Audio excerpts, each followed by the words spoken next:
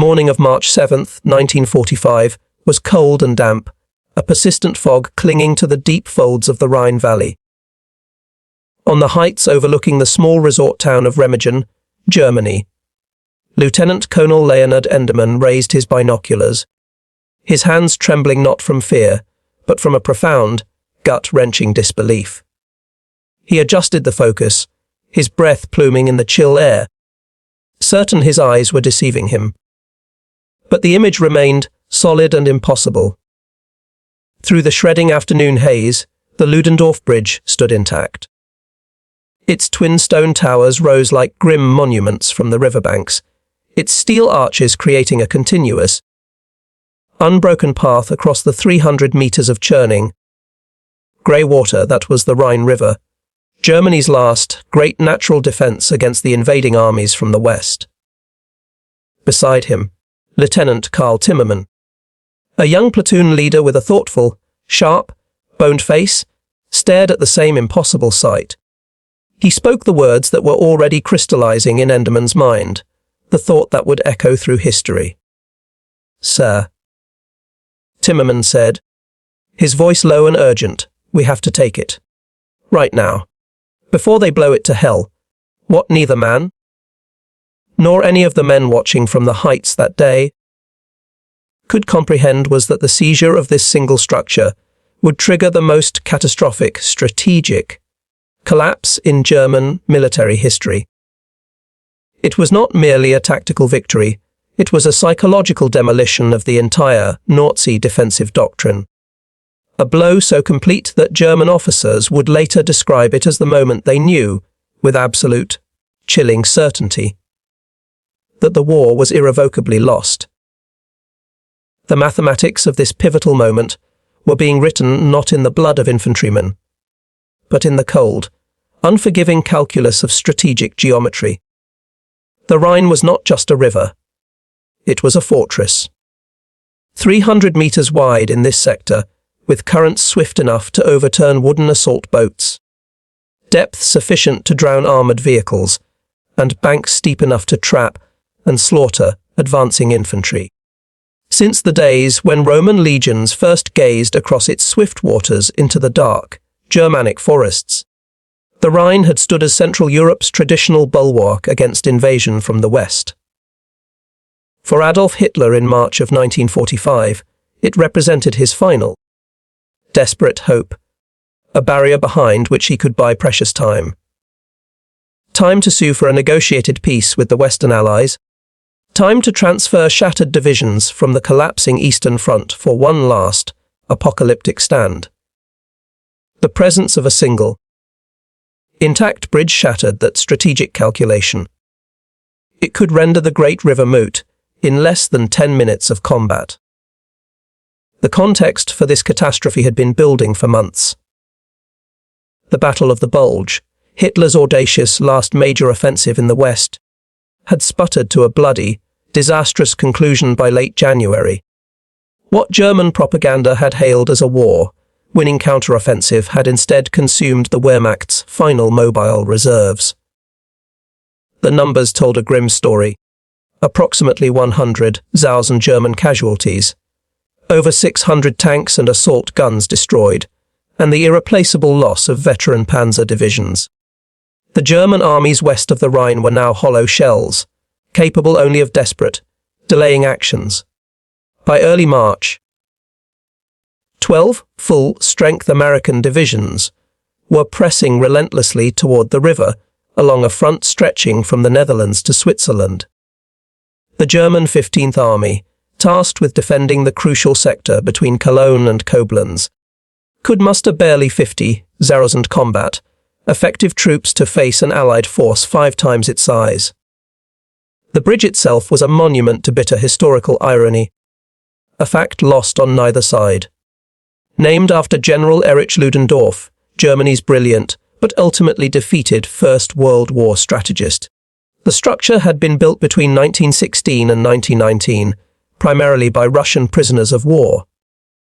Those prisoners, labouring under brutal conditions, had constructed their bridge too well. Its steel trusses were designed to carry the weight of fully loaded military trains. The stone towers at each end contained 3 stories of potential defensive positions. 4 massive stone piers were sunk deep into the river's bedrock. The original German specifications had even called for demolition chambers built into the structure itself. Cavities designed to hold high explosives so the bridge could be destroyed before it could ever fall into enemy hands. The French occupation forces after World War I, wary of German militarism, had filled those cavities with concrete. When Hitler remilitarized the Rhineland in 1936, German engineers had attached 60 zinc-lined boxes to the bridge's main girders, each designed to hold 3 kilograms of explosives. The system was engineered for simultaneous detonation, dropping the entire structure into the Rhine in a matter of seconds. But fate, and Hitler's own paranoia, had intervened the previous October. An American bomb had struck the WWII bridge in Cologne, accidentally detonating its prepositioned demolition charges and destroying the vital crossing before German forces had finished retreating across it. Hitler's rage was volcanic. He immediately ordered the court-martial of the officers responsible and issued a sweeping new decree. All demolition charges on Rhine bridges were to be removed and stored nearby. New, draconian orders specified that charges could only be replaced when Allied forces came within 8 kilometers, and bridges could only be destroyed upon written order from a sector commander. The policy created an impossible dilemma for German officers on the ground. Blow a bridge too soon and face a firing squad for destroying a vital retreat route. Wait too long and be executed for allowing strategic infrastructure to fall into enemy hands. The psychological pressure created a paralysis in German decision, making it the precise moment when decisive action was most critical. The American advance toward Remagen had been designated Operation Lumberjack, a modest, workmanlike name for what would become one of the most consequential movements of the entire war. The operation's primary objectives were the capture of the major cities of Cologne and Koblenz. The American First Army, under the steady command of Lieutenant General Courtney Hodges, drove eastward through the Eifel region, encountering German resistance that had degraded from organized defense to a patchwork of desperate, last-ditch actions. The German commanders had no illusions about stopping the American advance. Their orders were simply to delay, to trade space for time, to buy a few more hours, a few more days, for their comrades to retreat across the Rhine before the bridges were finally blown. Leading the American spearhead was Major General John Leonard's 9th Armored Division, nicknamed the Phantom Division, because German intelligence had repeatedly reported it destroyed, only to encounter its tanks and infantry again days later, striking deep behind their lines. The morning of March 7th began with a thick fog blanketing the Rhine Valley, a natural shroud that hid the movements of both armies. German command chaos had reached levels that would have been considered impossible in the Wehrmacht of 1940. General Erich von Rothkirch, commander of the WWII corps responsible for the Remagen sector, had accidentally driven into American lines on March 6th and been captured. His replacement, General Fritz von Bothmer, found he could not even reach Remagen because American units had already cut the roads. At 1 o'clock in the morning on March 7th, General Otto Hitzfeld of the LXV Corps, located 64 kilometers away, was abruptly informed that he now bore responsibility for defending the Ludendorff Bridge, a structure he had never seen. Hitzfeld, a seasoned and competent officer, immediately dispatched his adjutant, Major Hans Scheller, to take direct command of the bridge's defense. Scheller departed at 3 in the morning with 8 men and a radio truck, intending to commandeer retreating units and form a cohesive defensive perimeter. The journey became a nightmare of wrong turns, bypassed American roadblocks, and critical fuel shortages. The radio truck became separated from Scheller's command car. The major, exhausted and frustrated, did not arrive at Remagen until 11:15 a.m., less than 2 hours before American forces would crest the heights overlooking the town. The man actually on the ground, Captain Willy Brach, the German commandant of Remagen, commanded a force that existed more on paper than in reality. His official strength was listed as over 600 men. The actual combat power at his disposal consisted of 36 soldiers, most of them either wounded, elderly Volkssturm militia, or very young boys. A significant portion were Ostruppen, Soviet prisoners of war who had agreed to serve in German uniform to escape the horrific conditions of the pedo camps. Their reliability in combat against Americans was questionable at best. Brach had spent weeks pleading for reinforcements, for proper radio equipment, for anything that might help him defend a strategic objective that everyone in the high command seemed to have forgotten. Until the Americans were literally at the gates. His requests vanished into the bureaucratic void of a collapsing army.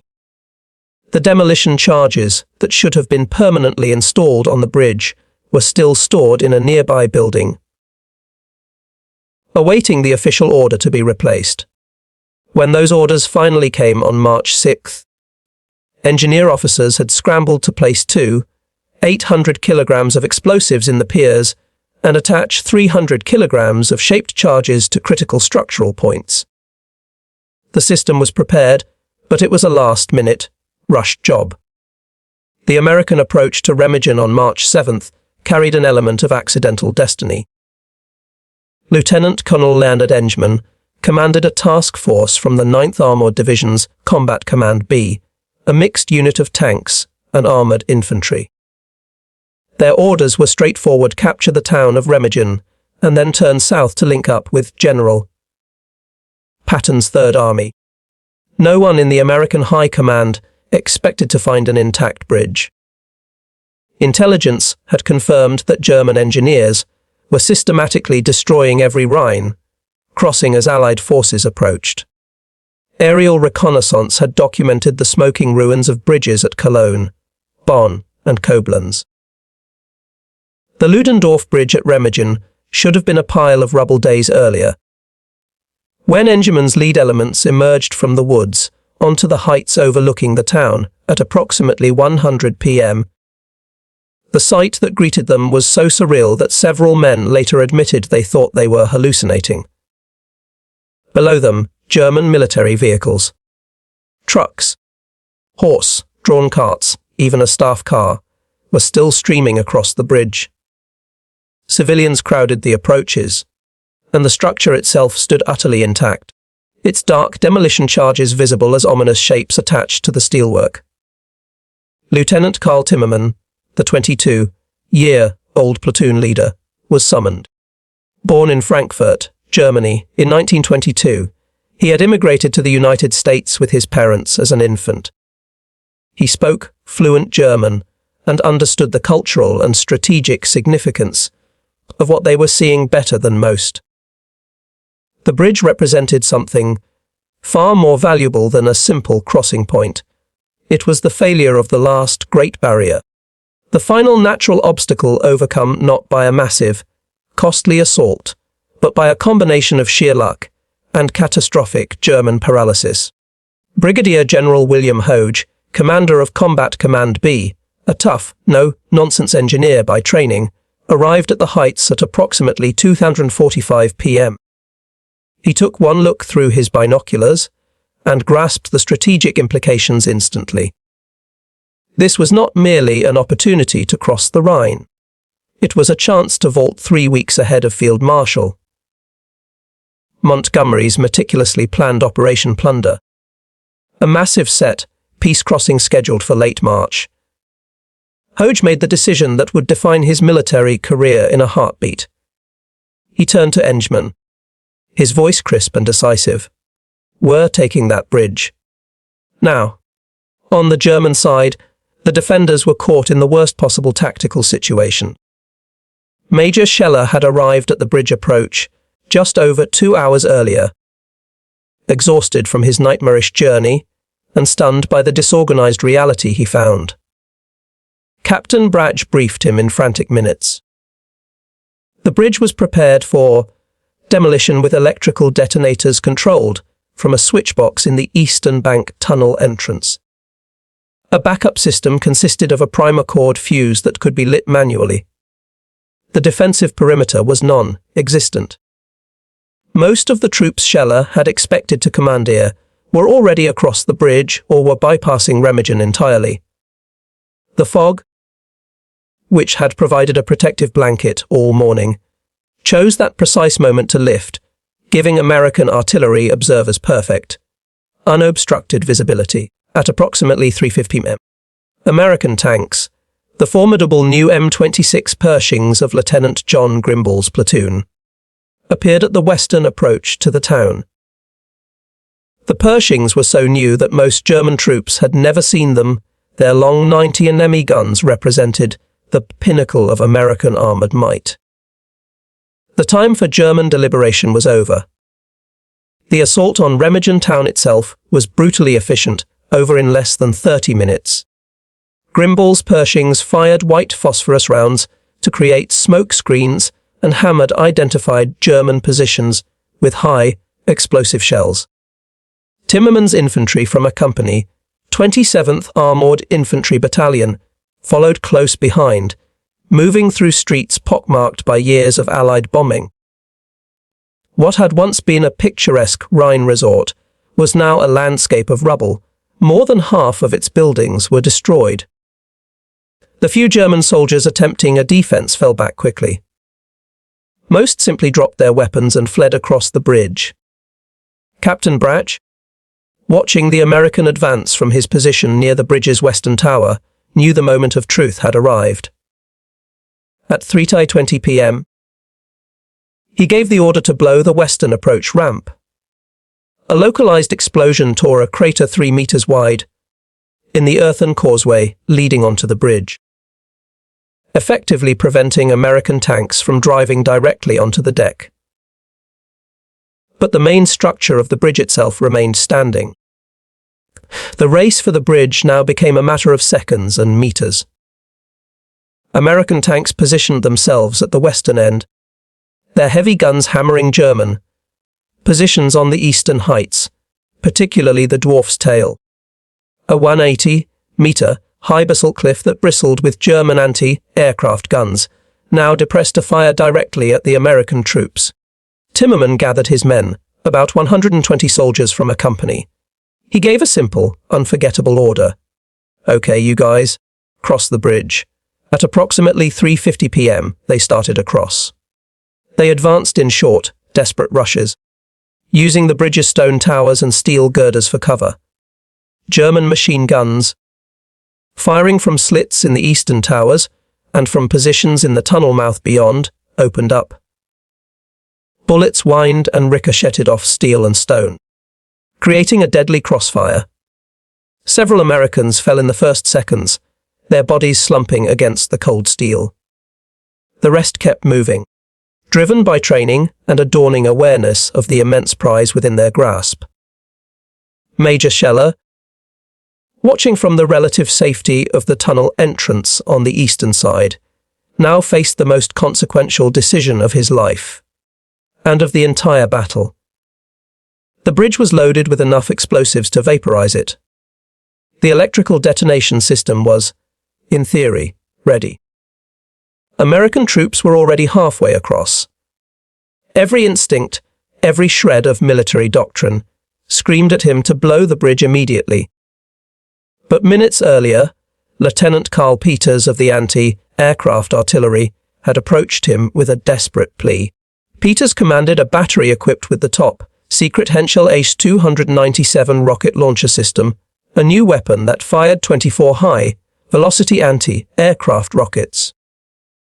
The battery and its precious, classified technology were still on the western side of the bridge. Peters begged for a few more minutes to get his equipment across.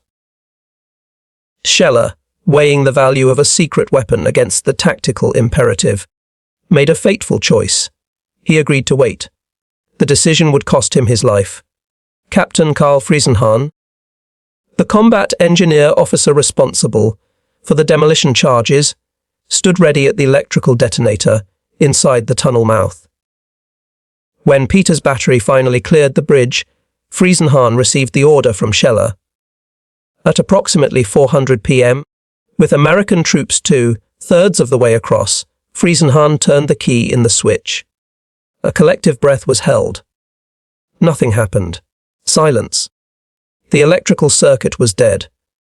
A stray American shell had likely severed the wiring hours before, though the exact cause would never be determined with certainty. What happened next was a blur of individual heroism that sealed the bridge's fate. Sergeant Alex Drabik, a 34-year-old from Toledo, Ohio, a former butcher, lowered his head and began to run, weaving and dodging. Ignoring the machine, gunfire cracking around him, he sprinted the last 100 meters. He became the first American soldier to set foot on the eastern bank of the Rhine since Napoleon's armies had crossed in the opposite direction over a century before. Behind him, Timmerman and the rest of A Company poured across, their numbers quickly overwhelming the scattered German defenders. At the same time, American combat engineers performed miracles of courage under fire. Engineer Sergeant Eugene Dorland and his team raced onto the bridge, following the wiring from the charges, systematically cutting every wire they could find with wire cutters, rendering the remaining explosives inert. But the Germans were not finished. Corporal Anton Forst, a German engineer, volunteered for a suicide mission. He sprinted from the tunnel, dashed across 100 meters of open ground under intense fire, and managed to ignite the backup primer cord fuse by hand. The explosion that followed at approximately 4:15 p.m. was massive, a thunderous roar that sent shockwaves through the structure. The entire bridge lifted several inches from its foundations, then settled back with a groan of tortured metal. A cloud of smoke, dust, and debris enveloped the span. American soldiers on the bridge were thrown from their feet. When the smoke slowly cleared, an incredible sight met their eyes. The bridge was still there. It sagged 6 inches in the center, and the deck was torn in places, but the main steel arches held. It was wounded, but it stood. The race was over. The Americans had won. The immediate aftermath was a controlled chaos dictated by training and sheer determination. American combat engineers swarmed over the structure, working frantically under the continuing threat of German artillery to remove the remaining demolition charges and make emergency repairs to the damaged approach ramp. Lieutenant Colonel Harvey Fraser's 27th Armored Infantry Battalion pushed past the tunnel entrance, establishing a fragile but expanding defensive perimeter on the eastern slopes of the Erpel Allee. German resistance in the immediate area collapsed with stunning rapidity. Captain Brach and most of his remaining troops took shelter in the 400-meter long railroad tunnel that ran through the cliff. By 5:30 p.m., Timmerman and his men had secured the tunnel entrance, capturing several hundred dazed and relieved German soldiers who knew their war was finally over. Major Scheller, realizing the magnitude of the disaster and his own culpability in the eyes of the High Command, made a fatal decision born of desperation. He commandeered a bicycle and rode east, hoping to find his corps headquarters and explain the situation. He would be arrested 4 days later, subjected to a sham trial and executed by firing squad, a scapegoat for a failure with many fathers. News of the bridge's capture travelled up the American chain of command with the speed of an electric shock. Around 5:00 p.m., Brigadier General Hoge radioed his division commander, Major General John Leonard.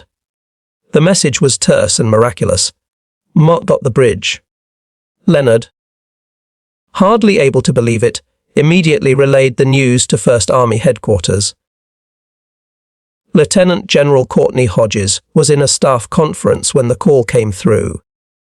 Witnesses said he grabbed the telephone so quickly he knocked over his coffee cup.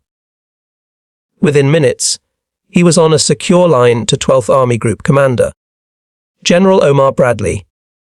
Bradley was in a meeting with his operations officer, Major General Harold Pinky Bull, when an aide interrupted with the urgent call. "Brad, we've got a bridge," Hodges said, his voice tight with excitement. "A bridge," Bradley replied, standing up from his desk. "You mean you've got one intact on the Rhine?" "Yep," Hodges confirmed. Leonard nabbed one at Remagen before they could blow it up. Bradley's response became legendary. "Hot dog, Courtney! This will bust him wide open!" "Are you getting your stuff across?" "Just as fast as we can push it over," Hodges assured him. Bradley immediately called Supreme Allied Commander Dwight D. Eisenhower at his headquarters in Reims, France. Eisenhower, the master of coalition warfare, grasped the significance instantly. The capture represented what he later described as one of those rare and fleeting opportunities that occasionally arise in war, and which, if grasped, have incalculable effects. Eisenhower's original master plan had called for Field Marshal Bernard Montgomery's 21st Army Group to make the primary Rhine crossing in the north near Wesel in late March, an operation supported by elaborate airborne drops and overwhelming artillery. The American crossings were to be secondary. The Remagen Bridge changed everything in a single afternoon. Eisenhower's orders to Bradley were simple and powerful. Go ahead. Shove everything you can across it. Exploit it immediately. The strategic focus of the entire Western Front pivoted southward in a matter of hours. The German reaction was a toxic brew of command paralysis and homicidal scapegoating. When the news reached Adolf Hitler in his Berlin bunker, his response combined strategic despair with incandescent rage. The Rhine was the linchpin of his final defense. Its failure meant the imminent invasion of the German heartland. Hitler's immediate need was not for analysis, but for blood. He summoned General Major Rudolf Eschubiner, a fanatical Nazi known for his ruthlessness on the Eastern Front. Eschubiner was given command of a flying special court, marshal, a travelling execution squad with judicial pretensions. He was accompanied by 2 lieutenant colonels and 2 military policemen, who served as the firing squad. Eschubiner explicitly rejected offers of copies of the German military code, declaring the only authority he needed was the Führer's personal order. The purge was swift and merciless. Field Marshal Gerd von Rundstedt, the aristocratic commander-in-chief in the West, was dismissed on March 10th. He was replaced by Field Marshal Albert Kesselring, transferred from Italy. Kesselring, a capable defensive tactician, assessed the situation and bluntly called the loss of the bridge the crime of Remagen. Stating it broke the front along the Rhine and made sustained defense impossible. The flying court, marshal, began its work. General Major Richard von Bothmer, who had nominal command of the sector but never reached the bridge, was tried on March 9th, convicted, demoted, and sentenced to 5 years in prison. Overwhelmed by shame, he grabbed a pistol and shot himself in the courtroom. On March 11th, the court arrived at Field Marshal Walter Model's Army Group B headquarters. 4 officers were tried in proceedings that lasted less than an hour each. Major Hans Scheller was convicted of failing to blow the bridge. Lieutenant Karl Peters was convicted of allowing his secret rocket launchers to delay the demolition. Majors August Kraft and Herbert Strobel, the combat engineers who had prepared the charges days earlier, were convicted of insufficient preparation. All 4 were sentenced to death. On March 14th, they were taken to forests near the villages of Rimbach and Oberursel, forced to kneel, and shot in the back of the neck. Captain Willy Brach and Captain Karl Friesenhahn were tried in absentia. Brach was sentenced to death, while Friesenhahn was surprisingly acquitted. A rare nod to the fact that he had, at least, tried to push the button. While German officers were being executed for losing the bridge, American forces were pouring across it. The bridge, though standing, was clearly damaged. Engineers worked around the clock under floodlights, shoring up weakened sections. Military police directed a relentless flow of men and vehicles. Within 24 hours, over 8,000 troops had crossed. Knowing the Ludendorff could collapse at any moment, engineers began constructing tactical bridges alongside it. By March 9th, the first treadway bridge was operational. The bridgehead was becoming irreversible. The German military threw everything it had left at the bridge in a frantic attempt to destroy it. The Luftwaffe launched 367 sorties over 10 days. Met by the greatest concentration of American anti-aircraft artillery in the European theatre. Hundreds of guns creating a lethal box of flak over the river. They employed new technology in desperation.